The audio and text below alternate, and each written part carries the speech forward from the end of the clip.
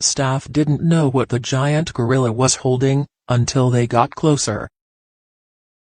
Bobo was just 2 years old when he arrived at the Mayfu Primate Sanctuary. He was an orphan who had to watch his mother get taken away by poachers. After a few years, Bobo became a fully grown adult and would be the alpha in the sanctuary. However, now poachers would no longer dare to bother him. Just imagine a gorilla weighing more than 300 pounds to be fairly large. But Bobo also had a kind side that he would show to the caretakers and the other gorillas. However, since Bobo had already ascended to the position of alpha, no one would be able to dethrone him without a battle. Unfortunately, when Bobo began behaving strangely out of character for an alpha male, his caretakers became worried. What was he doing? The sanctuary, which had approximately 300 apes and monkeys seeking refuge within its cages, was supported by the non-profit Ape Action Africa. Since Elisa had reared Bobo and was familiar with him, she knew she would need to keep an eye on him while he was acting off and make sure no other primates were in trouble. Bobo used to confidently stroll around the enclosure before his behavior changed. But more recently, whenever the sanctuary's gates closed, he had begun to hide among the tall grass.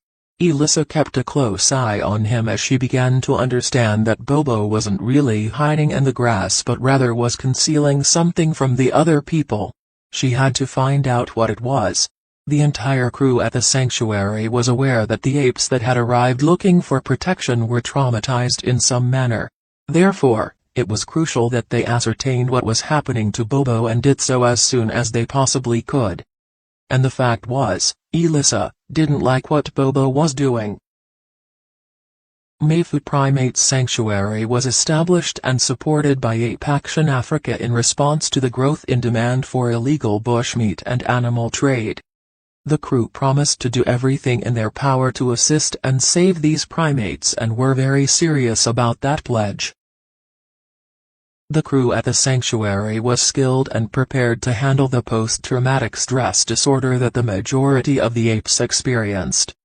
So, Elisa watched Bobo carefully as he began to misbehave and tried to hide something from them.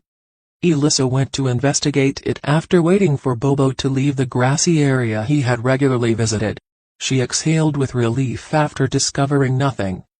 But later on, she was going to learn that Bobo wasn't hiding something away, he had rather kept it on him at all times. When Elisa tried to approach Bobo, he was quick to put distance between them despite the fact that he was often quite sociable with the sanctuary staff. Finally, she was able to approach him near enough to see what he was fussing over in his hands. Astonishingly, Bobo wasn't being protective over some found object. In fact, he was tending to another living creature. Once more alarmed, Bobo ran into the overgrown grass when he became aware that someone was watching him. Elisa couldn't tell from a distance what the small, whimpering creature in the ape's hand was. In order to figure out what Bobo was up to, she needed to come up with a far smarter plan. The furry small creature being pushed and prodded by Bobo seems completely pleased while perched in the paw of the enormous gorilla. Given that a rodent would probably scurry away, this staff member thought it was strange. She guessed that it might be hurt.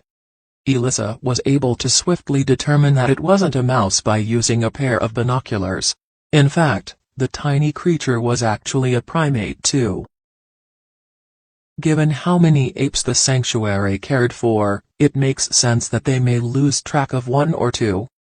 But not at Mayfu, where they took great pleasure in providing each animal with personalized attention. So where did the tiny primate that was resting in Bobo's hands originate from, if it wasn't from the sanctuary? Surprisingly, the primate they were studying was a galago. Soon, the staff came to the conclusion that the animal entered Bobo's enclosure from the nearby forest. The galago, commonly referred to as a bush baby because of the sound they make when they cry, wasn't typically the kind of monkey cared for at Mayfu. Even if the gigantic ape treated the baby primate like it was his own, they would not delegate that responsibility to him. Elissa said. The bush baby showed no fear of Bobo, moving around his body and spending time hopping around in an open grassy area before choosing to return to Bobo. But she was more than just surprised by Bobo's favoritism toward the Galago. It was really unusual to see a wild bush baby, especially considering that it shouldn't have been there at all. One of the most amazing things Elissa had ever witnessed was a Galago being fed breakfast by a gorilla. Galagos almost exclusively hunt and eat in the dark. And the situation as a whole is unusual in more ways than one. However, Mayfu's enclosure's special placement beside the forest allowed for a once-in-a-lifetime interaction between a small wildling and a large, amiable gorilla, which quickly turned into a great attraction for the other apes. The other apes in the troop quickly grasped what Bobo had become so fascinated about. And a few of the more curious ones moved in for a closer look. Bobo lifted the Galago up to the tree branch hanging over the enclosure after recognizing the needs of the small visitor and offering him the option to return to his natural habitat. Elissa was delighted that they had been able to record the event on camera and that everything had gone smoothly with the gorillas.